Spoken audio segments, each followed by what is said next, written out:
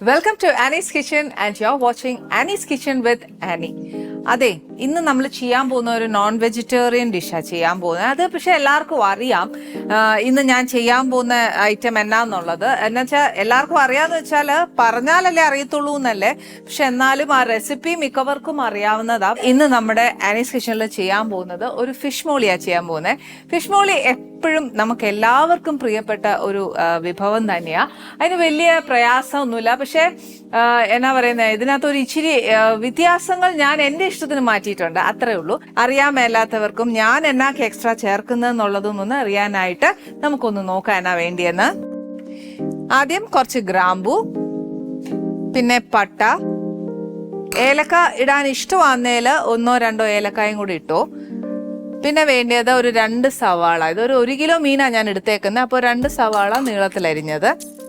കുറച്ച് കുരുമുളക്, ഇത് ചതച്ചതാ, പൊടിയല്ല. വെളുത്തുള്ളി ഒരു കുറച്ച് എന്താ പറയുക, ഒരു 1.5 ടീസ്പൂണോളം ഇടാം. പിന്നെ ഒരു കഷ്ണം ഇഞ്ചി, അതിങ്ങനെ നീളത്തിൽ അരിഞ്ഞിട്ടുണ്ട്. അതായത് പച്ചമുളക് എരിവ് കണക്കാക്കി എടുക്കുക. ഈ ഒരു പച്ചമുളക് എന്ന് പറയുമ്പോൾ ഒത്തിരി എരിവില്ല, അതുകൊണ്ട് ഞാൻ ഒരു 6 പച്ചമുളക് എടുത്തിട്ടുണ്ട്. ഇതെന്നാന്നറിയാവോ, കൊടംപുളിയാ, വെള്ളത്തിലിട്ടേക്കുക. ഒന്നെങ്കിൽ നമുക്ക് ഇത് ഉപയോഗിക്കാം, അല്ലെന്നുണ്ടെങ്കിൽ വിനീഗർ ഇഷ്ടമാകുന്നതിൽ 1/2 അടപ്പ് വിനീഗർ ഉപയോഗിക്കാം. ഇത് രണ്ടും വേണ്ട എന്ന് തോന്നുവാണെങ്കിൽ കുറച്ച് തക്കാളി എടുക്കാം. ഇതൊരു 2 തക്കാളി ഉണ്ട്. പിന്നെ ഉള്ളത് ഇത് എന്നാന്ന് വെച്ചാൽ ഒരു 1-ാം പാല. 1-ാം പാൽ ഒരുപാട് വേണ്ട, പക്ഷെ ഉണ്ടെങ്കിൽ നല്ലതാട്ടോ. പിന്നെ ഉള്ളത് ഇത് 2-ാം പാല്. ഞാനിവിടെ മേടിച്ചേക്കുന്ന മീൻ എന്നാന്ന് വെച്ചാൽ ആഗോലിയാണേ. ഈ ഫിഷ് മോളിക്ക് ഏറ്റവും നല്ല മീൻ ഏതാന്ന് ചോദിച്ചാൽ ഞാൻ പറയും കരിമീനാന്ന്. കരിമീൻ വെക്കുന്ന പോലെ ടേസ്റ്റ് വേറൊന്നിനും വെക്കാൻ ഉണ്ടാവുകയല്ലെന്ന് എനിക്ക് തോന്നുന്നു. പക്ഷെ അത് എൻ്റെ തോന്നൽ മാത്രമായിരിക്കും. പക്ഷെ ഇതിന് നല്ലതായിട്ട് വെക്കുന്നവരുണ്ട്. എനിക്കിഷ്ടം ഫിഷ് മോളിക്ക് കരിമീനാണ് നല്ലത്. പിന്നെ ഉള്ള ഓപ്ഷൻ ആവോലിയാന്നല്ലേ. അത് കഴിഞ്ഞിട്ട് പിന്നെ നമ്മുടെ നെമ്മീനിന് ഞാൻ സ്ഥാനം കൊടുത്തിട്ടുള്ളൂ. ആദ്യം എന്നാ ചെയ്യേണ്ടതെന്ന് വെച്ചാൽ, നമുക്ക് ഇഷ്ടമുണ്ടെങ്കിൽ ഈ പറയുന്ന പോലെ മീനൊന്ന് അരച്ചു പുരട്ടി വെക്കണമെന്നുണ്ടെങ്കിൽ അത് ചെയ്യാം. ഫസ്റ്റ് ഇത് വെളിച്ചെണ്ണയിലാണ് ചെയ്യാൻ പോകുന്നത്. ഇനിയിപ്പോൾ വെളിച്ചെണ്ണ പറ്റിയല്ല എന്നുണ്ടെങ്കിൽ ഏതെങ്കിലും ഒരു റിഫൈൻഡ് ഓയിൽ ആയാലും കുഴപ്പമൊന്നുമില്ല.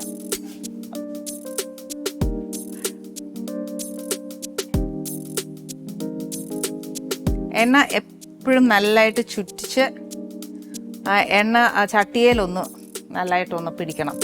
എനിക്കതൊരു ചിലപ്പോൾ എന്നാന്നറിയോ, എനിക്ക് പേടിയുണ്ട്. ഇപ്പോഴത്തെ ചട്ടിയാ പൊട്ടിപ്പോവാനായിട്ട് ചിലപ്പോൾ ചാൻസ് ഉണ്ടാവും.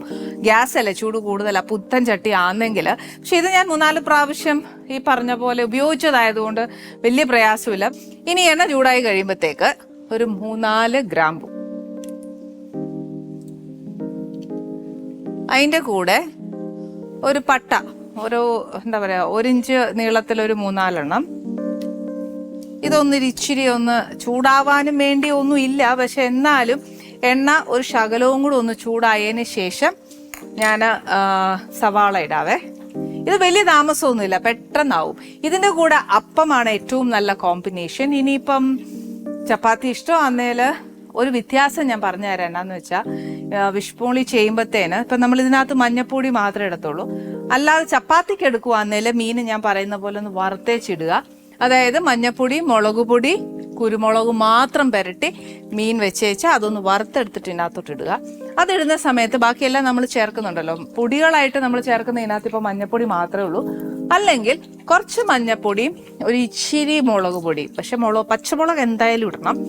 അതിന് എരിവനുസരിച്ച് കുറച്ച് മുളക് പൊടിയും 1 സ്പൂൺ മല്ലിപ്പൊടി ഇടാമെങ്കിൽ ഫിഷ് മോളിക്ക് കുറച്ചൊരു ചേഞ്ച് വരും.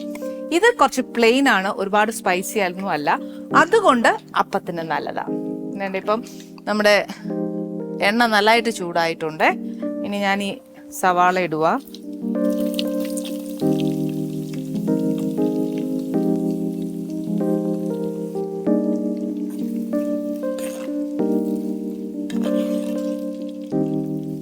സവാള ഒരിച്ചിരി നല്ലതായിട്ട് വാടി കഴിഞ്ഞതിന് ശേഷം മാത്രം നമുക്ക് വെളുത്തുള്ളിയും ഇഞ്ചിയും ഇടാം.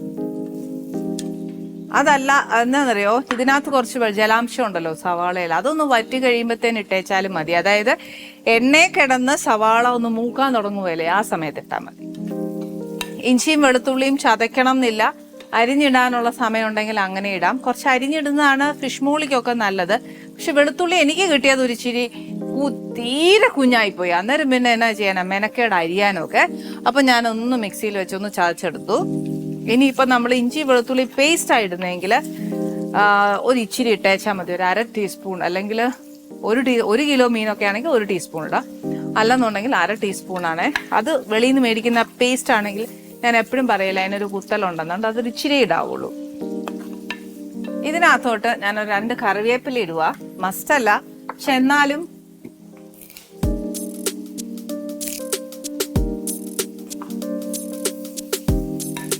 ഞാനൊരു ഇച്ചിരി ഉപ്പിടാവേ, അന്നേരം ഇച്ചിരി വേഗാവും.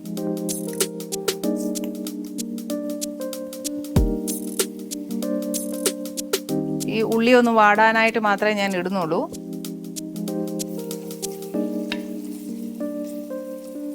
ഇനി ഇതിനകത്തോട്ട് ഞാൻ ഇച്ചിരി വെളുത്തുള്ളി ഇടാൻ പോവാ. 1 ടീസ്പൂണ്, അതായത് അല്ലിയായിട്ട് ഇടുവാണെങ്കിൽ ഒരു 7 എണ്ണം അങ്ങനെ കൂട്ടിയാൽ മതി.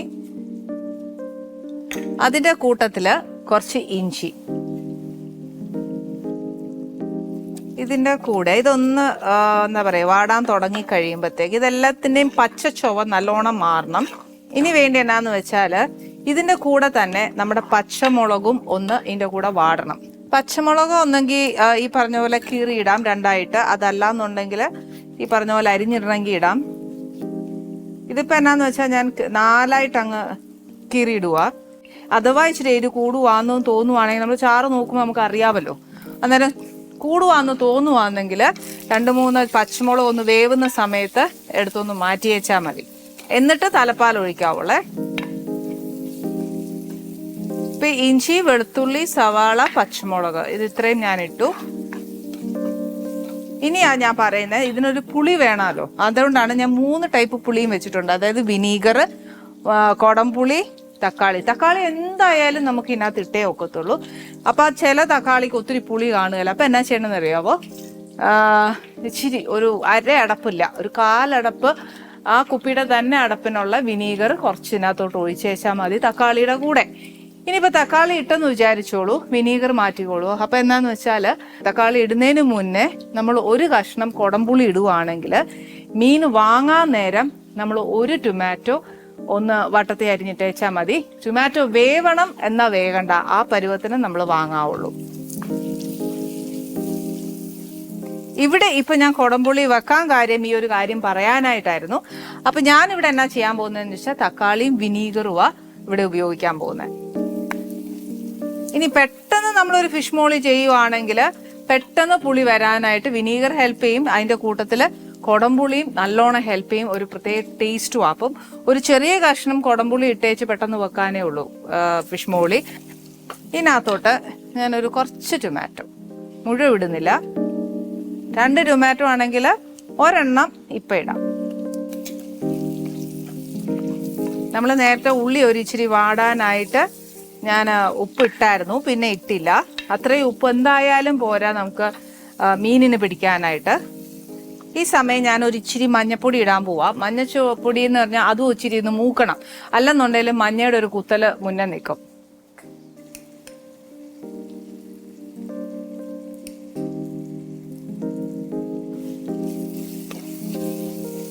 ഇനിയിപ്പോൾ തക്കാളി ഇട്ടു, വിനീഗർ ഇട്ടു, ഇതെല്ലാം ഇട്ടിട്ട് നമ്മൾ വാങ്ങാൻ നേരം, അതായത് തലപ്പാൽ ഒഴിക്കുന്ന സമയത്ത് നമുക്ക് എന്താ പറയുക പുളി ഇല്ലാന്ന് തോന്നിക്കഴിഞ്ഞാൽ ഈ പറഞ്ഞ പോലെ 1 കഷ്ണം കൊടംപുളിയും കൂടെ ഇട്ടാൽ നല്ലതാ. അതല്ല ഒരുപാട് വിനീഗർ നമ്മളെടുത്ത് ഒഴിക്കുവാണെങ്കിൽ ചിലപ്പോൾ ആ പുളിരസം ഇച്ചിരി മുന്നേ നിൽക്കും. അപ്പം അതിനെക്കാട്ടിലും കുറച്ചുകൂടെ ടേസ്റ്റാ കൊടംപുളി ഇരിക്കുന്നത്. അതുകൊണ്ട് ഇനി ഞാനിതെല്ലാം ആയതിനു ശേഷം ഒന്ന് നോക്കും, അതായത് പുളി, ഉപ്പ്, എരിവ്, പുളി എല്ലാം വേണമല്ലോ. അതെല്ലാം ഒത്തു വന്നാൽ ഞാൻ കൊടംപുളി ചേർക്കുകയില്ല. ഇച്ചിരി പുളിക്ക് എന്നതേലും ഒരു കുറവുണ്ടെന്നുണ്ടെങ്കിൽ ഞാൻ 1 കഷ്ണം കൊടംപുളി ചേർക്കും. വേണ്ട, നമ്മുടെ ഈ ഞാൻ പറഞ്ഞ പോലെ തന്നെ ആ തക്കാളി ഒന്ന് നല്ലതായിട്ട് ഉടഞ്ഞു വന്നിട്ടുണ്ട്. എന്നാൽ വെന്തോന്ന് ചോദിച്ചാൽ ഇല്ല. ഇനി ഇതിനകത്തോട്ട് ഞാൻ വേണ്ട ഈ 2ാം പാല് ചേർക്കുക. ഇനിയിപ്പോൾ 2ാം പാൽ ഒത്തിരി നമുക്ക് എടുക്കാൻ ഒത്തില്ല എന്നുണ്ടെങ്കിൽ ഇച്ചിരി വെള്ളം ചേർത്താലും മതി, വെള്ളം ഒഴിച്ചാലും മതി. ഇതൊരു ഇച്ചിരി കട്ടിപ്പാലായിട്ടാണ് 2ഉം എടുത്തേക്കുന്നത്. ഇതിനകത്തോട്ട് ഒരു ഇച്ചിരി വെള്ളവും കൂടെ ഒഴിച്ചോട്ടെ.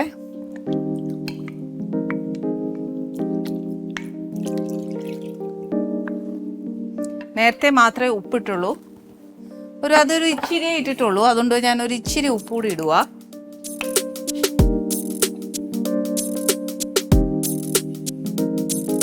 ഇനി നോക്കിയേച്ച് മാത്രമേ ഇടുന്നുള്ളൂ. ഇനി ഈ സമയത്താ ഞാൻ പറഞ്ഞ ഇതുണ്ട്, വിനാഗിരിയൊക്കെ മേടിക്കുമ്പോൾ നമുക്ക് ഈ ഒരു അടപ്പിന് ഒരു കാലടപ്പ് നേരെ നോക്കിക്കോ. ഞാൻ ഇച്ചിരി ഒഴിക്കത്തുള്ളൂ, കണ്ടോ. ഇനി നമുക്ക് വേണമെന്നുണ്ടേ വിനാഗിരിയുടെ ഈ ടേസ്റ്റ് ഒരുപാട് മുന്നേ നിൽക്കാൻ പാടില്ല, പക്ഷെ നമുക്ക് ആ ഉപ്പ് എരിവ് പുളി എല്ലാം വേണം താനും, അതനുസരിച്ച് ചേർക്കുക. ഇനി നമ്മൾ നെക്സ്റ്റ് ചേർക്കാൻ പോകുന്നത് എന്നാന്ന് വെച്ചാൽ ഇവിടെ നമ്മൾ ഇച്ചിരി കുരുമുളക് ചതച്ച് വെച്ചിട്ടുണ്ടായിരുന്നു അല്ലേ, അതിൻ്റെ ഒരു ഹാഫ്. ഇതിനൊക്കെ അളവെന്ന് ചോദിച്ചാൽ 1 ടീസ്പൂണൊന്നും അല്ല, ഇതൊരു നമ്മുടെ കൈവാക്ക. എന്നാന്ന് വെച്ചാൽ ഇതൊന്ന് തിളച്ച് അതിൻ്റെ ഉപ്പ് എരിവ് പുളി എല്ലാം നോക്കി വെച്ച് ഇച്ചിരി കുരുമുളകിൻ്റെ ഒരു സ്വാദൂടെ ഉണ്ടെങ്കിൽ നല്ലത്. അതായത് നമ്മൾ സ്റ്റൂവിലൊക്കെ ഇടത്തില്ലേ കുറച്ച് കുരുമുളകും കൂടെ എന്ന് പറഞ്ഞ പോലെ ഞാനിപ്പോൾ അതേണ്ട നമ്മുടെ ഈ 4 വിരലിന് കൊള്ളുന്ന അത്രയും ഞാൻ ഇതിനകത്തോട്ട് ഇട്ടിട്ടുണ്ട്. ഇനി അതിൻ്റെ ഇതൊന്നും ഒരുപാടാവാനൊക്കത്തില്ല, കാര്യം ഫിഷ് മോളി എന്ന് പറയുന്ന ഒരുപാട് സ്പൈസസ് ചേരുന്ന ഒരു കറിയല്ല. ഇനി ഇതൊന്ന് തിളച്ച് കഴിഞ്ഞ് കഴിഞ്ഞാൽ നമുക്ക് മീനിടാം. മീനെന്ന് പറയുമ്പോൾ വലിയ വേവില്ല. ഇനി കരിമീനാണ് ഇടുന്നതെങ്കിൽ ചട്ടി കുറച്ച് വലുതായിരിക്കണം, അതായത് ഇങ്ങനെ മുറിക്കുവാണെങ്കിൽ കുഴപ്പമില്ല, അതല്ല ഒറ്റ മീനായിട്ട് ചിലപ്പോൾ ചെറുതൊക്കെ കിട്ടും. അപ്പം നമുക്ക് അങ്ങനെ ഇടുന്നതാ ഫിഷ് മോളിക്ക് എപ്പോഴും നല്ലത്, കാണാനും ഒരു ഭംഗി അതാ.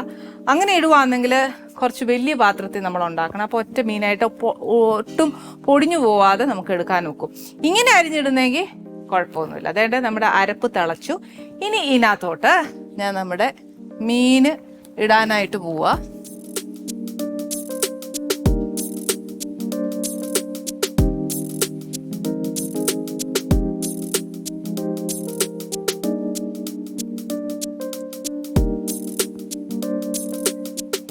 ഫിഷ് മോളിക്ക് എന്തായാലും ഞാൻ ഈ മുറിച്ച തലയൊന്നും ഇടുന്നില്ല, അത് നമുക്ക് പിന്നെ ഒരു ചുമന്ന കറി വെച്ച് കപ്പയുടെ കൂടെ തിന്നാം, അതാണ് നല്ലത്.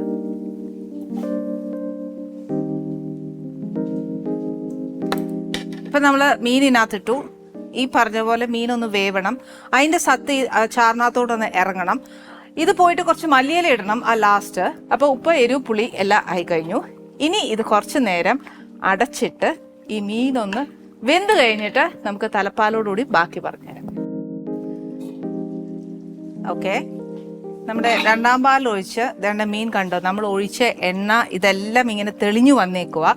എനിക്ക് ഇച്ചിരി ചാറ് വേണം എന്നുള്ളത് കൊണ്ട് ഞാൻ ഒരുപാട് പറ്റിക്കുകയില്ല. ഇനിയിപ്പം പറ്റിക്കുകയില്ല എന്ന് പറഞ്ഞാൽ കളിപ്പിക്കുന്നതല്ല, ചാറ് പറ്റിച്ചെടുക്കത്തില്ലെന്നാണ് പറയുന്നത്. അപ്പം അത് എന്നാ ചെയ്യേണ്ടതെന്ന് വെച്ചാൽ ഒരു ഇച്ചിരിയും കൂടെ ഞാൻ തലപ്പാൽ ഒഴിക്കത്തുള്ളൂ. വെച്ചാൽ ഫിഷ് മോളിക്ക് അപ്പമൊക്കെ കഴിക്കുമ്പോൾ നിറച്ച് ചാറുണ്ടെങ്കിൽ ഒരു സുഖമുള്ളൂ. അതുകൊണ്ട് എനിക്ക് ചാറിനോട് ഭയങ്കര വിശ്വാസമുള്ളത് കൊണ്ട് ഞാൻ ഒരുപാട് എന്താ പറയുക വറ്റിച്ചെടുത്തില്ല.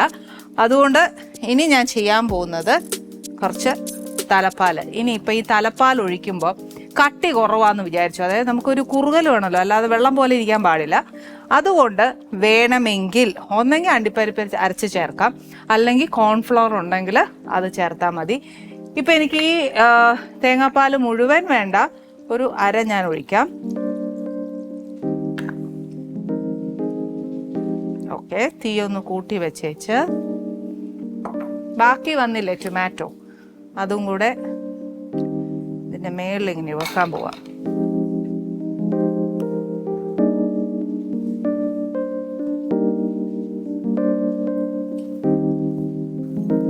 അതിൻ്റെ മേളിൽ ഒരു ഇച്ചിരി കുരുമുളകും കൂടെ. കാര്യം ഞാൻ ഇട്ട് പച്ചമുളകിനാണെങ്കിലുണ്ടല്ലോ ഒട്ടും എരിവില്ല. അപ്പോൾ പച്ചമുളകിന് ഇച്ചിരി എരിവുള്ളത് മേടിക്കുന്ന എപ്പോഴും ഫിഷ് മോളിക്ക് നല്ലത്. ഇനി ഇത് കുറച്ച് നേരം ഒന്ന് നല്ലോണം ഒന്ന് തിളച്ച് കഴിയുമ്പോഴത്തേക്ക് ഓഫ് ചെയ്താൽ മതി. അത് ആ സമയം ഞാൻ ഇച്ചിരി നേരം അടച്ചിരിക്കട്ടെ. എന്നാന്ന് വെച്ചാൽ അതിൻ്റെ മണവും ഇതൊന്നും പോവാൻ പാടില്ല. അതുകൊണ്ട് ഇച്ചിരി ചെറിയ ഫ്ലെയിമേൽ ഇച്ചിരി നേരം കൂടി ഇരിക്കുവാണെങ്കിൽ നല്ല ടേസ്റ്റാണ്. അപ്പോൾ ഫിഷ് മോളി ഉണ്ടാക്കാൻ ആർക്കും അറിയാൻ മേല എന്നുള്ളത് ഞാൻ പറയത്തില്ല, എല്ലാവർക്കും അറിയാവുന്ന ഒരു കാര്യമാണ്. അതിനകത്ത് വലിയ വ്യത്യാസമൊന്നുമില്ല. പിന്നെ വരേണ്ട വ്യത്യാസങ്ങൾ ഞാൻ എല്ലാം ഇവിടെ പറഞ്ഞു കഴിഞ്ഞു.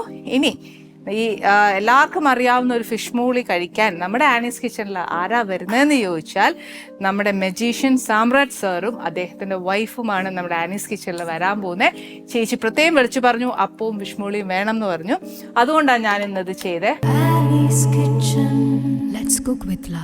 Welcome sir. നമസ്കാരം. ഒരുപാട് സന്തോഷം സർ ചേച്ചിയും സാറും വന്നതിൽ. സർ എനിക്ക് ആദ്യം തന്നെ ഞാൻ എൻ്റെ ഷോയൊക്കെ എപ്പോഴും ഞാൻ തന്നെയാണ് പറയുന്നത്, തുടങ്ങുന്നതൊക്കെ. പക്ഷെ എനിക്ക് എൻ്റെ ഉള്ളിലൊരു ആഗ്രഹമുണ്ട്. എന്നാന്നറിയാമോ, സാർ ഒരു ഷോ സ്റ്റേജ് ചെയ്യുമ്പോൾ ഭയങ്കര നല്ല ഇൻട്രൊഡക്ഷൻ ആണ് സാർ കൊടുക്കാറുള്ളത്. പിന്നെ ഉറപ്പല്ലേ, സാറിന്റെ ഒരു ബേസ് സൗണ്ടും സാറിന്റെ ഒരു പെർഫോമൻസും ഒക്കെ വെച്ച് നോക്കുമ്പോൾ പ്രേക്ഷകർക്ക് കാണാനും ഒക്കെ ഭയങ്കര ഇഷ്ടമാണ്. അതേപോലെ എൻ്റെ ഒരു കുഞ്ഞാഗ്രഹം എന്നാന്നറിയാവോ, സർ ആനീസ് കിച്ചൻ ഒരു ഇൻട്രൊഡക്ഷൻ തരാവോ? Okay, start. കലാസ്നേഹികളെ, നിങ്ങളേവരും പ്രതീക്ഷ കൊടുക്കാതിരിക്കുന്ന ആനീസ് കിച്ചൺ ഇതാ ആരംഭിക്കുന്നു. ഏവരും ഈ പ്രോഗ്രാമിനെ സ്വീകരിക്കുക, കൈയടിച്ച് പ്രോത്സാഹിപ്പിക്കുക. Thank you sir, thank you. കാര്യം സാറിന്റെ ആ ഒരു ബേസ് വോയിസ് എന്ന് പറഞ്ഞാൽ എനിക്കൊന്നും അതൊരു സത്യം പറഞ്ഞ ദൈവനമ്പുരാന്റെ ഒരു അനുഗ്രഹം ടച്ച്. അത് അങ്ങനെ തന്നെ ഉണ്ടാവട്ടെ. എല്ലാവർക്കും ഭയങ്കര ഇഷ്ടമാണ് സാറിന്റെ വോയിസ് കേൾക്കാനായിട്ട്. അതെ സർ, ഒത്തിരി നാളുകൾക്ക് ശേഷം ഞാൻ എന്താ പറയാ, സാറിനെ ഇടയ്ക്കൊന്ന് കണ്ടതല്ലാതെ ഞങ്ങളുടെ ആനീസ് കിച്ചണിലേക്ക് സാർ ഫസ്റ്റ് ടൈമാണ്. ചേച്ചിയും കൂടെ വന്നതിൽ ഭയങ്കര സന്തോഷം. അതിലൊരു മിസ്റ്ററി ഉണ്ട്.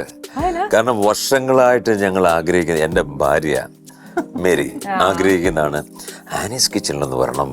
കാരണം ഇദ്ദേഹം കുക്കറി ഷോ ആയിട്ട് ഒത്തിരി ബന്ധമുള്ള, ഭക്ഷണമൊക്കെ ഗംഭീരമായിട്ട് ഉണ്ടാക്കുന്ന ആളാണെന്ന് നാട്ടുകാരൊക്കെ പറയുന്നു. അപ്പോ ഇദ്ദേഹത്തിന് ആഗ്രഹം ആനീസ് കിച്ചണിലൊന്ന് വരണം, ആനിയുമായിട്ട് സംസാരിക്കണം, എന്നൊക്കെ പറയും. അങ്ങനെ ഇരുന്നപ്പോഴാണ് അപ്രതീക്ഷിതമായിട്ട് കഴിഞ്ഞ ദിവസം ഒരു കോൾ. മേരി ചേച്ചിയല്ലേ? അതെ, ആനീസ് കിച്ചണിലെന്ന് പറയണം. എന്താ, ആരാണ് വിളിക്കുന്നത്? ആനി? ഏതാനി? കുമ്പളാംബികയിലെ ആനി അല്ല, ആനീസ് കിച്ചണിലെ ആനി. യോ, ആനിയാണോ? അങ്ങനെയാണ് ഞങ്ങൾ ഇവിടെ എത്തിയത്. അതിന്റെ സാഫല്യമാണ് ഇവിടെ. സന്തോഷം. സത്യം, ഞങ്ങളുടെ പ്രേക്ഷകരും ഒത്തിരി ആഗ്രഹിക്കുന്ന ഒരു കാര്യമാണ് സാറിനോടൊന്ന് വർത്താനം പറയാനും, ഈ പറഞ്ഞ പോലെ സാറിന്റെ വിശേഷങ്ങൾ അറിയാനും, പിള്ളേരുടെ വിശേഷം ഒക്കെ അറിയണ്ടേ. അതായത് നമ്മുടെ പ്രേക്ഷകരുമായിട്ട് ഏറ്റവും കൂടുതൽ മനസ്സിണങ്ങി നിൽക്കുന്ന സാർ എന്തോരം പ്രോഗ്രാംസ് സാർ നമ്മുടെ മലയാളി പ്രേക്ഷകർക്ക് ചെയ്തിരിക്കുന്നത്. സാറിന്റെ വിശേഷവും ഒക്കെ കേൾക്കാൻ അവർക്കും ഒത്തിരി ആഗ്രഹമുള്ളതല്ലേ. അപ്പൊ ചേച്ചി പറയണം വിശേഷമൊക്കെ, എന്തൊക്കെയാ വിശേഷം, പിള്ളേരെന്നാ ചെയ്യുന്നു, ഇതെല്ലാം ഒന്ന് പറയണം. ഞങ്ങളുടെ കുടുംബം 2 മക്കൾ, ആൺകുട്ടികളാണ്. 2 പേരും കല്യാണം കഴിച്ചു. മൂത്താള് ജോജി, വൈഫ് ദിവ്യ, മോള് ജുവൽ. 2ാമത്തെ ജീവൻ, പിങ്കി, മോള് ഹെയ്സൽ. ഓ ശരി, ഓക്കെ. കൊച്ചുമക്കളൊക്കെ ആയി. അപ്പത്തേക്ക് എന്നെ കണ്ടു കഴിഞ്ഞാൽ അങ്ങനെ തോന്നില്ല, സ്വന്തമായിട്ട് അങ്ങ് മേടിക്കുവാ. ഞാനിപ്പോ അങ്ങ് ചോദിക്കാൻ മേക്കപ്പിന്റെ എത്രമാത്രം സാധ്യതകളാണെന്ന്. ബട്ട് സ്റ്റിൽ ടച്ച് വുഡ് കേട്ടോ സർ. ഞങ്ങള് എന്റെ തോന്നുന്നു സർ അതുപോലെ തന്നെ ഇരിക്കുന്നു. ടച്ച് വുഡ്, ദൈവനമ്പുരാനെ ഒന്നും ഞാൻ നല്ല മനസ്സോടുകൂടി പറഞ്ഞ കേട്ടോ, കണ്ണു വെച്ചൊന്നും അല്ല, പ്രശ്നമില്ല. അതുപോലെ കേൾക്കുന്ന സന്തോഷമേ ഉള്ളൂ സർ. ഈ സാറിന്റെ മേഖല മാജിക് ആണ്. സാറ് വരുന്ന കാലത്ത് സാറിനെ ഏറ്റവും കൂടുതൽ ഇൻസ്പയർഡ് ആയത്, അതായത് ഇതിലേക്ക്, ഈ മേഖലയിലേക്ക് ഞാൻ ചുവട് ഉറപ്പിക്കാം എന്ന് സാർ തീരുമാനിച്ചത് എന്തുകൊണ്ടാണ്? ഒന്ന്, ഇത് ഇൻബോൺ ടാലന്റ് ഉള്ളവർക്ക് പറഞ്ഞിട്ടുള്ള കാര്യമാണ് മാജിക് എന്ന് പറയുന്നത്. ഇത് കണ്ടിട്ട്, വിസ്മയം കണ്ടിട്ട് പലരും മാജിക് ചെയ്യാനൊക്കെ ആഗ്രഹിക്കുന്നുണ്ട്. പക്ഷെ ഞാൻ എൻ്റെ സ്കൂളിൽ പഠിച്ചുകൊണ്ടിരുന്ന കാലത്ത് ഒരു സ്ട്രീറ്റ് മജീഷ്യൻ അവിടെ വന്നു. അദ്ദേഹം ആ മുറ്റത്തിരുന്ന് ചെയ്ത ചെറിയ മാജിക്കുകളാണ് എന്നെ ഇൻസ്പയർ ചെയ്തത്. സിമ്പിൾ. അന്ന് ഞാൻ ആഗ്രഹിച്ചിരുന്നു ഒരു മജീഷ്യനാകണം. ഞാൻ അമ്മയോട് എന്ന് പറഞ്ഞ, അമ്മ എനിക്ക് മജീഷ്യനായ കൊള്ളാം എന്ന് ആഗ്രഹമുണ്ട്. അപ്പം നിനക്ക് പഠിക്കണ്ടേ? അന്ന് ഇതുപോലെ ഇൻസ്റ്റിറ്റ്യൂട്ടോ അല്ലെന്നുണ്ടെങ്കിൽ സ്കൂളുകളോ, മാജിക് സ്കൂളുകളോ അക്കാഡമികളോ ഒന്നുമില്ല. അപ്പോൾ എവിടെ പോയി ആളിനെ കണ്ടുപിടിക്കും, മജീഷ്യൻസിനെ? എന്നാൽ എനിക്ക് പഠിക്കണ്ടേ, എനിക്ക് മാജിക് ചെയ്യാം, പോയിരുന്നു വായിച്ചു പഠിക്കടാ എന്ന് പറഞ്ഞില്ലേ. അമ്മയുടെ ആഗ്രഹം ഞാൻ ഡോക്ടർ അല്ല എഞ്ചിനീയറോ സയന്റിസ്റ്റോ ഒക്കെ ആകണമെന്നുള്ള ആഗ്രഹം. വായിച്ചു പഠി, ഇതാണ് അന്ന് സംഭവിച്ചത്. അമ്മ ഞാൻ കുറ്റം പറയുന്നില്ല. അമ്മ ആഗ്രഹിക്കുന്ന അന്നത്തെ സ്ട്രീറ്റ് മജീഷ്യൻസ് ഒക്കെ കൂടുതലും ഈ റോഡിലൊക്കെ ഇന്ന് മാജിക് ചെയ്യുന്ന സ്ട്രീറ്റ് മജീഷ്യൻസ് ഉണ്ട്. എൻ്റെ മകൻ അങ്ങനെ ഒരിക്കലും ആകാൻ പാടില്ല, വലിയ ലെവലിലെത്തണം, റോക്കറ്റൊക്കെ വിക്ഷേപിക്കുന്ന ആൾക്കാരായി എന്നുള്ള രീതിയിൽ അമ്മ കണ്ട് അമ്മയെ കുറ്റം പറയത്തില്ലല്ലോ. ഏതായാലും പിന്നെ അതിനുശേഷം ഞാൻ ഗൾഫിലെത്തി. അവിടെ വെച്ചാണ് ഞാൻ മാജിക്കിലേക്ക് കടക്കുന്നത്. അമ്മയുടെ ഇഷ്ടപ്രകാരം സാർ പഠിച്ച ജോലിയൊക്കെ ഗൾഫിൽ പോയി. എന്നാലും ഉള്ളിന്റെ ഉള്ളിൽ ഇത് വിട്ടിട്ടില്ല. ഇല്ല, ആഗ്രഹം ഒന്നും അങ്ങനെ ഉണ്ടായിരുന്നു. അപ്പൊ അവിടെ ചെന്നിട്ട് എന്നാ ചെയ്തേ? അവിടെ ചെന്ന് ഞാൻ എഞ്ചിനീയറാണ്. ബേസിക്കലി എഞ്ചിനീയറിംഗ് ജോലി ചെയ്തുകൊണ്ടിരിക്കുക, ക്വാണ്ടിറ്റി സർവേയർ എന്ന് പറയും. ജോലി ചെയ്തുകൊണ്ടിരിക്കുമ്പോഴാണ് ഞാൻ അവിടെ ഒരു മജീഷ്യനെ കാണുന്നത്. പ്രൊഫസർ കുട്ടി എന്ന് പറയുന്ന ഒരാളെ. അത് തിരൂർ സ്വദേശിയാണ്. അദ്ദേഹം ശ്രീ വാഴക്കുന്ന് നമ്പൂരിയുടെ അദ്ദേഹത്തിന്റെ തിരുമേനിയുടെ ശിഷ്യനാണ്. അപ്പൊ അദ്ദേഹത്തെ കണ്ടുമുട്ടിയതാണ് എന്റെ ടേണിംഗ് പോയിന്റ്. അവിടെ വെച്ച് ഞാൻ ആരംഭിച്ചു. ശരി, അദ്ദേഹത്തോട് സാർ കാര്യം പറഞ്ഞു. ഇന്ന പോലെ എനിക്ക് പഠിക്കണം, എന്നെ ഹെൽപ്പ് ചെയ്ത പഠിക്കണമെന്നില്ല, അദ്ദേഹം അവിടെ എന്റെ കമ്പനി തന്നെ ജോലി ചെയ്തിരുന്ന ആളായിരുന്നു. അദ്ദേഹത്തെ ഇങ്ങനൊരു മജീഷ്യൻ ഉണ്ടെന്ന് പറഞ്ഞാൽ അദ്ദേഹത്തെ വിളിച്ച് ഞാൻ ഇതെല്ലാം കാണിച്ചു. ആ ഒരു ദിവസം കൊണ്ട് തീരുമാനം എടുത്തു മജീഷ്യൻ ആവണം. കാരണം അവിടുന്ന് സ്റ്റാർട്ട് ചെയ്യുക, ഈ മനസ്സിൽ കൊണ്ടുനടന്ന ആഗ്രഹം അന്നാണ് അണപൊട്ടി ഒഴുകുന്നത്. ഞാൻ പറഞ്ഞു ഓക്കെ, അദ്ദേഹത്തെ കണ്ട ഒരു ടേണിംഗ് പോയിന്റ് ആയി. അദ്ദേഹത്തെ ഞാൻ ഇന്ന് അദ്ദേഹം പഠിപ്പിച്ചു എന്നുള്ളതല്ല അവകാശപ്പെടുന്നത്, അദ്ദേഹത്തിന് കണ്ടതാണ് എൻ്റെ ജീവിതത്തിൽ ടേണിംഗ് പോയിന്റ്. അദ്ദേഹം ഇല്ലായിരുന്നു ഒരിക്കലും ഞാൻ ഇങ്ങനൊരു ഇതിലേക്ക് വരില്ല. ഓ അത് ശരി. അപ്പൊ something more inspired you from inspired. ഓ അത് ശരി. ഓക്കെ. അപ്പൊ സർ, അപ്പൊ ആ എഞ്ചിനീയറിംഗ് ജോലി അതിന്റെ കൂട്ടത്തിൽ ഇതും ചെയ്തു. യെസ്. പിന്നെ അതെപ്പോഴാ പൂർണ്ണമായി വിട്ടേ? പൂർണ്ണമായത് ഞാൻ 16 വർഷത്തോളം ഞാൻ ഗൾഫിൽ ജോലി ചെയ്തു. ദുബൈയിലുണ്ടായിരുന്നു, മസ്കറ്റിലുണ്ടായിരുന്നു, എല്ലാം. അങ്ങനെ ഇരുന്നപ്പോഴാണ് ഞാൻ പലയിടത്തും ഞാൻ ഈ പ്രോഗ്രാംസ് ഒക്കെ ചെയ്തു തുടങ്ങി. പല ഹോട്ടൽസിൽ, പല അസോസിയേഷൻ, സ്കൂളുകളിലൊക്കെ പ്രോഗ്രാം ചെയ്യും. അവരൊക്കെ പറയുന്നു ഇത് കൊള്ളാം കേട്ടോ എന്നൊക്കെ അപ്രീഷിയേറ്റ് ചെയ്തു. അത് കേട്ടപ്പോൾ എനിക്ക് ഒന്നുകൂടെ ഇത് ചെയ്യണമെന്നുള്ള ആഗ്രഹം.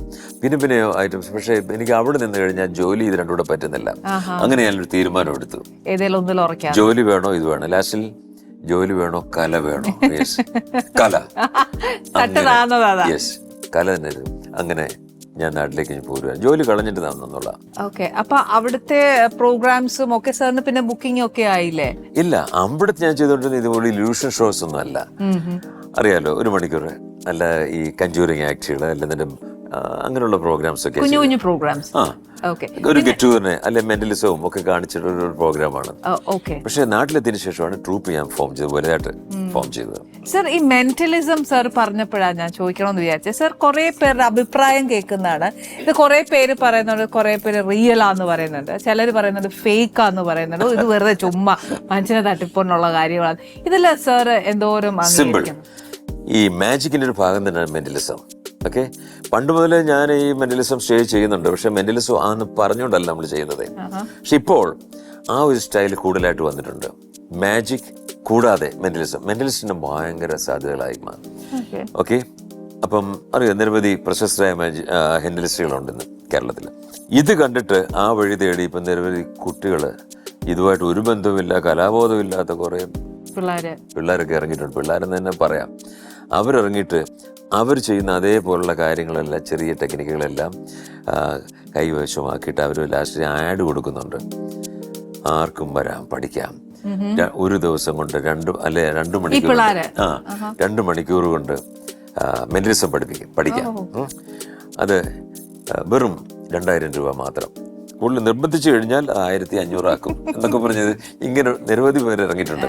അതിലൊന്നും പോയി വീഴാതിരിക്കുക, കാരണം അതല്ല റിയൽ മെന്റലിസം. ഓക്കെ, ശരിക്കും അത് നമ്മളിപ്പം അപ്പൊ സാർ പറയുന്നത് ഫേക്ക് അല്ല എന്നാണ്. Yes, it's real. റിയൽ ആണ്. അപ്പം വേണമെന്നുണ്ടെങ്കിൽ അതിന് ഒരു ഐറ്റം പ്രൂവ് ഇറ്റ്.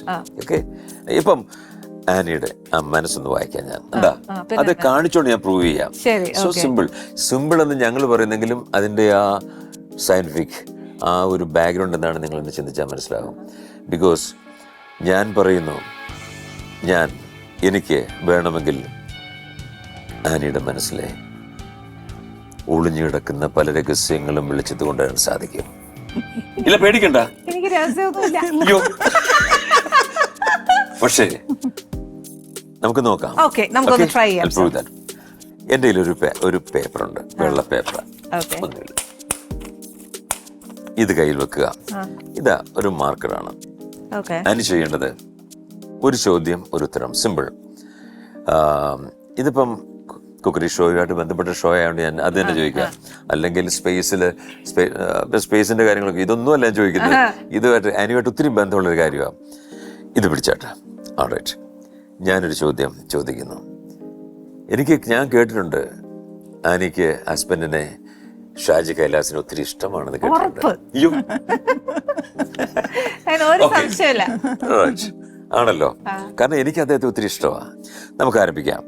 അദ്ദേഹത്തിന് ഏറ്റവും ഇഷ്ടപ്പെട്ട ഫുഡ്, ഭക്ഷണം ഏത് എന്ന് അതിലൊന്ന് എഴുതുക. എന്നെ കാണിക്കരുത് നിർബന്ധം. ഒട്ടും കാണിക്കത്തില്ല. ഞാനിങ്ങനെ ഞാൻ നോക്കുന്നില്ല, നോക്കുക. ഓൾറൈറ്റ്, എഴുതുക. എല്ലാ ചിന്തകളും മനസ്സിൽ നിന്ന് മാറ്റി ആ എഴുതുന്നതിലേക്ക് മനസ്സ് ശ്രദ്ധ കേന്ദ്രീകരിക്കുക. എഴുതിയല്ലോ. എന്നെ കാണിക്കാതെ അത് ചുരുട്ടി വെക്കുക, മടക്കി വെക്കുക. എന്തോ എൻ്റെ ഞാനിതിൽ തെളിഞ്ഞു വരുന്നു. നോക്കട്ടെ. ഓം ക്രീം.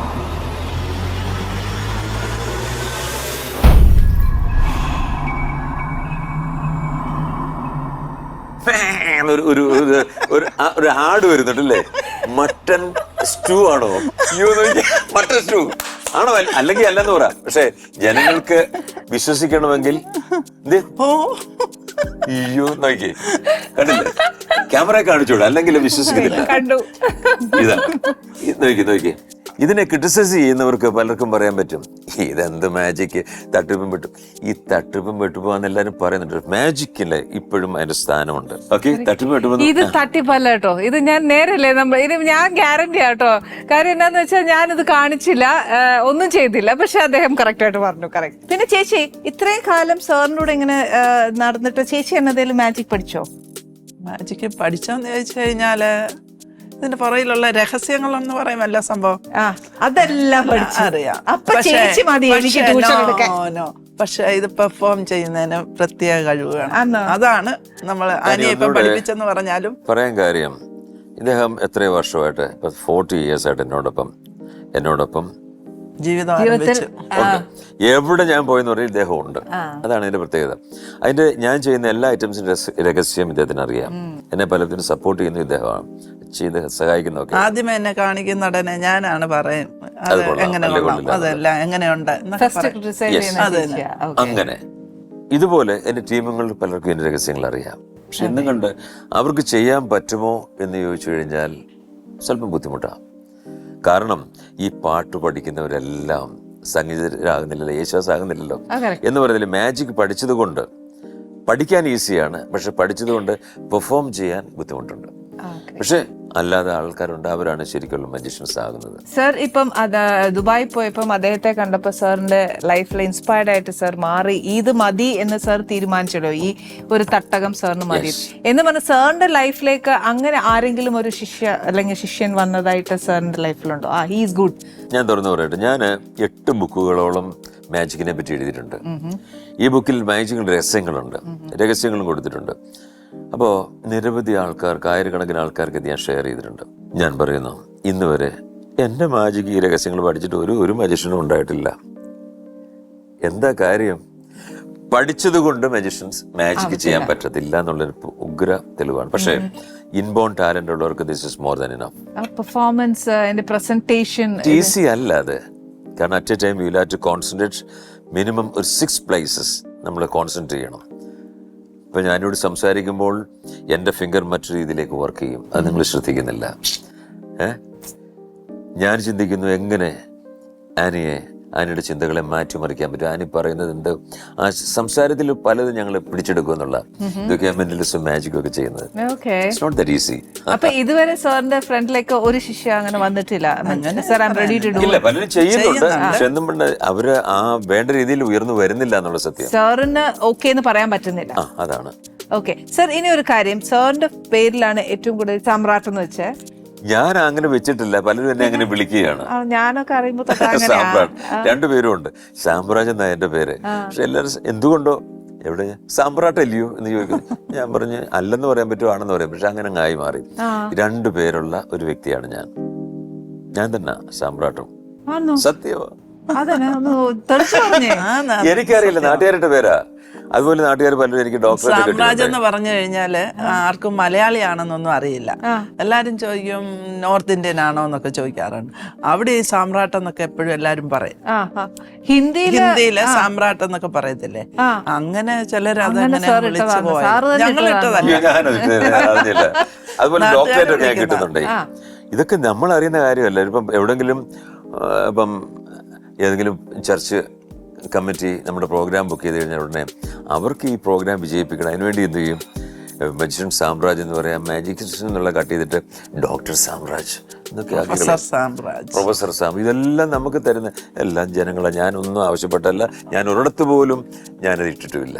മജിഷ്യൻ സാമ്രാജ് എന്നറിയാൻ ആഗ്രഹിക്കുന്നു. ഓക്കെ. പിന്നെ സാർ എപ്പോഴെങ്കിലും എവിടെയെങ്കിലും ഒരു സ്ഥലത്ത് സാറിന് ഇങ്ങനെ ഒരു കോൺഫിഡൻസ് പോയ പോലെയോ അല്ലെങ്കിൽ കോൺഫിഡൻസ് എന്തെങ്കിലും പ്രശ്നമാവുന്നോ ഏതെങ്കിലും സ്റ്റേജിൽ ഫീൽ ചെയ്തിട്ടുണ്ടോ? അങ്ങനെ അവിടെ സാർ ഇങ്ങനെ ശരിക്കും TV ചാനലിലൂടെ ഒന്നും പറയാൻ പാടില്ല, എന്നാലും പറയട്ടെ.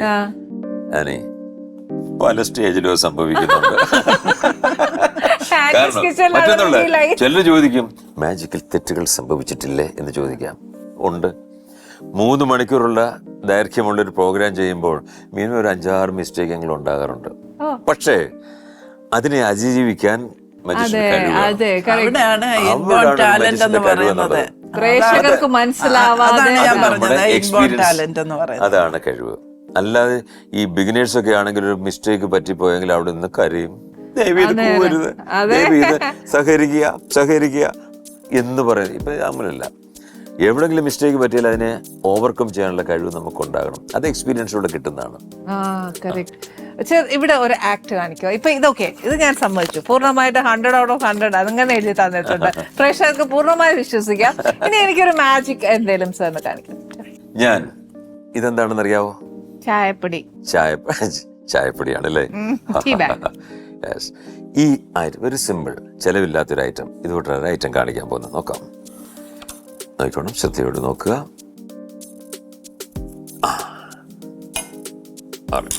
അല്ലേ? ഇതിനെ ഞാൻ ഇതിനകത്ത് ഇട്ടോട്ടെ. തരാം സാർ, അത് സാറിന് കഴിക്കാനുള്ള പ്ലേറ്റ് അല്ലേ? അപ്പോൾ ഞാൻ ഇതിലേക്ക് ഇങ്ങനെ ഇട്ടു. സാധാരണ ടീ ബാഗാണ്, എടുത്ത് ഇങ്ങനെ ഇട്ടു. ഇനി അതിൻ്റെ ചെയ്യേണ്ടത് 2 സൈഡ് ഇങ്ങനെ ഇങ്ങനെ കട്ട് ചെയ്ത് ഒരു കഥയോടുകൂടി ആരംഭിക്കുക. വർഷങ്ങൾക്ക് മുമ്പ് ന്യൂയോർക്കിൽ വെച്ച് ഒരു റോക്കറ്റ് വിക്ഷേപണം കോമ്പറ്റീഷൻ നടത്തി.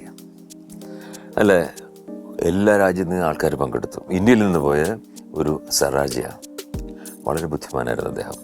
അവിടെ ചെന്നു, ഇന്ത്യയുടെ റോക്കറ്റുമായിട്ട് അവിടെ ചെന്നു. അങ്ങനെ കാനഡയിൽ നിന്ന് വന്നു, ജപ്പാനിൽ നിന്ന് എല്ലാം വന്നു.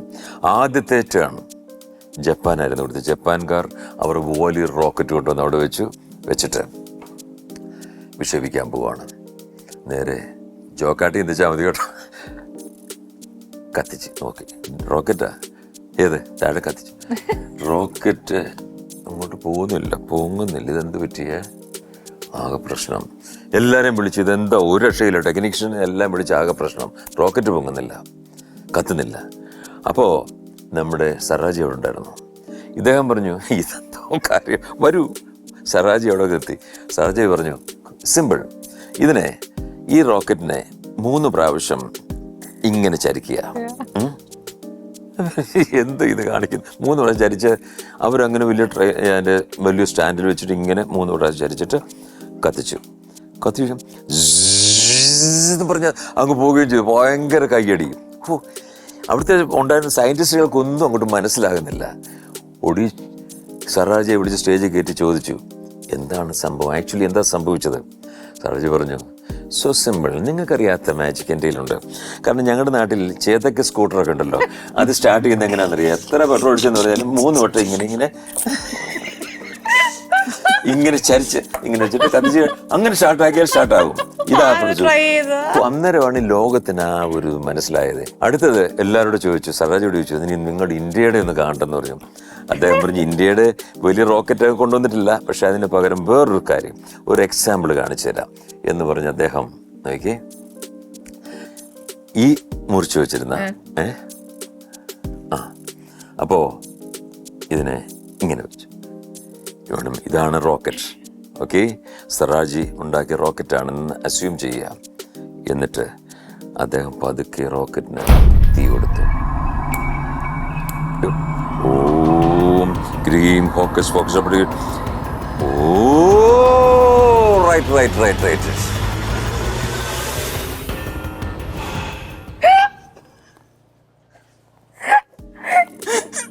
ഇതാണ് മാജിക്. ഇത് കൊള്ളാം സർ. ഇതില് ഞാനൊക്കെ ഇങ്ങനെ ചെയ്താൽ പോരുമോ? തീർച്ചയായിട്ടും. മാജിക് പലതും ഇത് സയൻസ് ആണിത്. ഇല്ലാതെ ഭൂതപ്രേത പിശാചുകളുടെ പ്രവർത്തനമൊന്നുമല്ല. നമ്മൾ പ്രതീക്ഷിക്കാതെ ഒത്തിരി അബദ്ധങ്ങൾ സംഭവിക്കുന്നുണ്ട്. ഇപ്പൊ തന്നെ അതിമനോഹരമായ രീതിയിൽ ഈ ഡിഷ് അവിടെ നിന്ന് കൊണ്ടുവന്നു. പ്രാർത്ഥനയോടുകൂടി ഇവിടെ കൊണ്ടുവച്ചു. കൊണ്ടുവരുന്ന സമയത്ത് കൈ തട്ടി അതങ്ങ് വീണു പോയെങ്കിൽ, കാല് തട്ടി വീണു പോയെങ്കിൽ തീർന്നില്ലേ? ആ സത്യ. ഇനിയിപ്പോ എനിക്ക് ഇതിനകത്ത് ഒരു പ്രയാസം മാത്രമേ ഉള്ളൂ, പോയ റോക്കറ്റിന്റെ പുക മുഴുവൻ ഇതിനകത്ത് വീണിട്ടുണ്ട്. അത് മാത്രമേ എനിക്ക് പ്രയാസമുള്ളൂ. അതിന്റെ ഒരു ചവ മാറിയാൽ മാത്രമേ. കാർബൺ ശരീരത്തിന് നല്ലതാണ്, ബോഡിക്ക് നല്ലതാണെന്ന് കേട്ടിട്ടുണ്ട്. ഈ പറഞ്ഞ പോലെ നമുക്ക് അത് പറഞ്ഞ് ആശ്വസിച്ചാൽ ഞാൻ എന്തായാലും ഇത് വിളമ്പാം.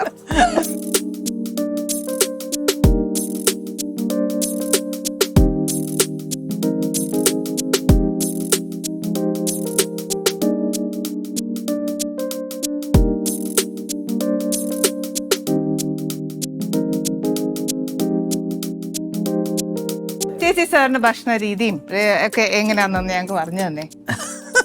പ്രത്യേകിച്ച് ഫുഡിനകത്ത് കൺട്രോൾ ഒന്നും ഇല്ല കേട്ടോ, അങ്ങനെയൊന്നും ഇല്ല, എല്ലാം ഇഷ്ടമാണ്. പക്ഷെ ഏറ്റവും കൂടുതൽ ഇഷ്ടമുള്ള ഒരു ഭക്ഷണമുണ്ട്, പഴങ്കഞ്ഞി, കപ്പ, മീന്. ഭയങ്കര ഇഷ്ടമാണ്. ഇത് ആർക്കാ ഇഷ്ടപ്പെടാത്ത? അതെ അതെ, എനിക്കൊക്കെ ഭയങ്കര പക്ഷെ ഞാൻ കൊടുക്കാറില്ല. ശ്വാസം മുട്ടലല്ല, മണം വയ്ക്കോ, വയറ് ചാടുമോ? അപ്പൊ കഴിച്ചോട്ടെ ഇത്. പിന്നെ ധൈര്യമായിട്ട് കഴിച്ചോണം.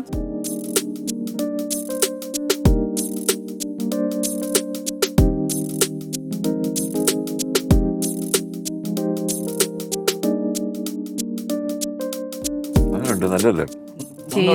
മീനുകളൊക്കെ ഒന്ന് കഴിച്ചു നോക്കാം. ആദ്യമേ കറി മാത്രം നോക്കി, ഇനി ഫിഷിന്റെ മീനോടുകൂടി ചേർത്ത് കഴിക്കണം. എന്റെ ദൈവം തമ്പുരാനെ, ചേച്ചിനെ വല്ല ജഡ്ജിങ് കമ്മിറ്റിയിലും കൊണ്ടുപോയ പിള്ളേരെല്ലാം ഇങ്ങനെ വിറയ്ക്കും. ഷാജി കൈലാസ് എത്ര ഭാഗ്യവാനാണ്. നന്നായിരിക്കുന്നു കേട്ടോ, നല്ല ഫുഡ്. എനിക്ക് ഒരു മാജിക്കും കൂടെ പോകുന്നതിന് മുന്നേ യോ പ്ലീസ്. എന്താന്നറിയാമോ, ഒത്തിരി രസമാ കാണാനായിട്ട്. ചെറിയൊരു ഐറ്റം എന്താ, കാരണം ഞാൻ നേരത്തെ പറഞ്ഞ പോലെ ഉള്ള സൗകര്യത്തിൽ മതി സാർ. അപ്പൊ ഇത് എന്താണിത്? വൈനാണല്ലേ? വൈൻ. എന്താ നോക്കാം.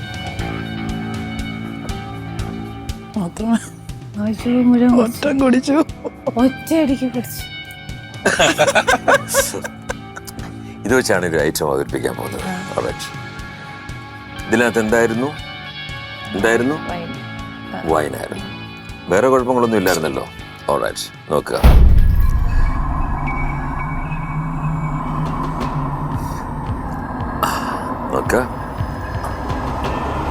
എല്ലാ ചിന്തകളും മനസ്സിൽ നിന്ന് മാറ്റി കണ്ണിലേക്ക് സൂക്ഷിച്ചു നോക്കുക.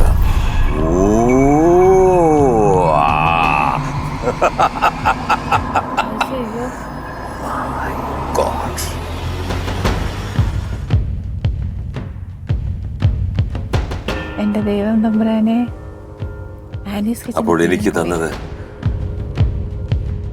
വൈൻ അല്ലായിരുന്നില്ലേ? അയ്യോ ആണ് തമ്പുരാനെ. തന്നെ നേരത്തെ റോക്കറ്റ് പോയ പോലെ എന്തോ ഒരു സാധനമാ. അയ്യോ നല്ല രസമല്ലേ സാർ ഇത്? ശരിക്കും എനിക്ക് ഭയങ്കര ഇഷ്ടമായി കേട്ടോ സാർ. ഞാനൊന്ന് എന്താ പറയാ പ്രിപ്പയർഡ് ആയിട്ട് വരാം. പക്ഷെ ദൈവം തമ്പുരാൻ അനുഗ്രഹിച്ച് സാർ പറയുന്നവരെല്ലാവർക്കും ഓരോ കഴിവ് തമ്പുരാൻ കൊടുത്തിട്ടുണ്ട്, ഇല്ലാന്നല്ല. പക്ഷെ ഇതൊക്കെ കാണുമ്പോൾ ഒരു രസമുണ്ട് സാർ. എനിക്ക് തോന്നുന്നു കുറച്ചുകൂടെ എന്നെ സംബന്ധിച്ച് പറയുന്നത് പഠിക്കുന്നതിനെക്കാട്ടും കാണുന്നതിനോട് ക്യൂരിയോസിറ്റി ഉണ്ട് കേട്ടോ സാർ. പറയുന്നതുകൊണ്ട് വിഷമം തോന്നരുത്. ഞാനിങ്ങനെ എൻ്റെ ഒരു എന്താ പറയാ ഒരു കുട്ടിത്തമാന്ന് വിചാരിച്ചാൽ മതി. സാറിന് വിഷമമായിട്ട് തോന്നരുത്. പക്ഷെ പ്രേക്ഷകർ വിചാരിക്കും ഞാൻ എന്നാ പണിയായി കാണിക്കുന്നതെന്ന്. പക്ഷെ അതല്ല, നമ്മളൊരു മാജിക് കാണുമ്പോൾ നമ്മൾ ശരിക്കും പറഞ്ഞാൽ എത്ര ഇനി പ്രായം ചെന്നവരാന്നേലും ഒരു 5 മിനിറ്റത്തേക്കെങ്കിലും കുട്ടിയായി മാറുന്ന ലക്ഷണമുണ്ട്. ഞാനായി കഴിഞ്ഞു. അതിന്റെ പേരിൽ എന്നെ ഒരു കുട്ടിയായിട്ട് കണ്ടിട്ട് സാർ ഒരു മാജിക്. ഇതാണ് മാജിക്കിന്റെ പ്രത്യേകത. ആബാലവൃത്ത ജനങ്ങളും വീണ്ടും വീണ്ടും കാണാൻ ആഗ്രഹിക്കുന്ന ഒരേ ഒരു ഐറ്റം മാജിക്. നമുക്ക് ആരംഭിക്കാം. ഓൾറൈറ്റ്. ഒരു കാർഡ്. എൻ്റെ കയ്യിലൊരു പാക്കറ്റ് കാർഡുണ്ട്. ഓൾ ഡിഫറെന്റ് കാർഡ്സ് അല്ലേ? എല്ലാം വ്യത്യാസമുള്ള കാർഡുകളാണ്. നോക്കുക. 3 diamond, 2 speed. It's all different cards അല്ലേ? All different cards. അപ്പം it's all different cards. I don't know where it is. ഞാൻ ഇതിൽ നിന്നും ഒരു കാർഡ് ഞാൻ എടുക്കുകയാണ്. എൻ്റെ പ്രൊഡിക്ഷനാണ്. ഞാനിതിങ്ങനെ എൻ്റെ പോക്കറ്റിൽ വെക്കുന്നു. അപ്പോൾ വീണ്ടും ഞാൻ കാണിക്കുന്നത് ഓൾ ഡിഫറെന്റ് കാർഡ്സ് അല്ലേ? എല്ലാം വ്യത്യാസമുള്ള കാർഡ്. ഞാൻ ആനിയോട് പറയുന്നു, ഇതിൽ ഏതെങ്കിലും ഇഷ്ടപ്പെട്ട ഒരു കാർഡ് സെലക്ട് ചെയ്യാൻ പറയുന്നു. ഏതെങ്കിലും ഒരെണ്ണം ടച്ച് ചെയ്യുക, ആ കാർഡ് സെലക്ട് ചെയ്യുക. എന്നെ കാണിക്കരുത് നിർബന്ധമുണ്ട്, ഒരെണ്ണം ടച്ച് ചെയ്യുക. ഏതെങ്കിലും ആകാം, ഏതെങ്കിലും ആവാം, എനിക്ക് പ്രശ്നമില്ല.